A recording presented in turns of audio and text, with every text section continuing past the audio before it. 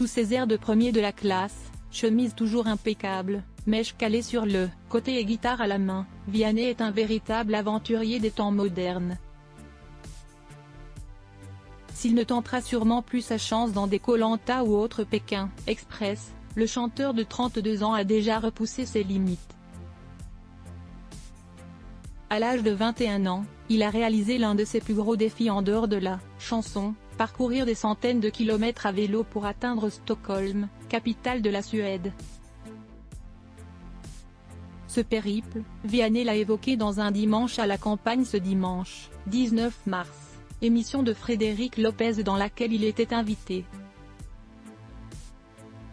Quelques années après avoir partagé rendez-vous en terre inconnue avec lui, le chanteur s'est donc senti suffisamment en confiance pour évoquer ce souvenir sportif et très marquant dont il n'est pas sorti indemne. En fan de vélo, Vianney a indiqué qu'il avait parcouru toute une partie de l'Europe en pédalant. Un véritable exploit initié après un ras-le-bol général, et l'envie de se retrouver seul. S'il ne s'agissait pas de son premier voyage à vélo, Vianney a admis qu'il s'agissait du plus long et du plus dur. Pas vraiment au point en termes de météo suédoise, l'artiste ne s'était pas équipé comme il le fallait pour lever le défi dans les meilleures conditions. Je n'avais pas de sous et mon erreur a été de partir à une période où il faisait très froid, en octobre. Je dormais dehors donc forcément, j'ai douillé. Je n'avais qu'un short, un pull, un couet et une chemise. J'ai vraiment que ça. J'avais perdu 12 kilos, je mangeais que dalle, juste quand je rencontrais des gens. Je faisais 100 bornes par jour, j'étais éclaté. J'étais un super-héros dans ma tête. Le but de Vianney ? Terminer le voyage, retrouver un peu de solitude et surtout faire le point, je devais aller au bout. Point, je voulais être seul, tranquille. J'étais étudiant.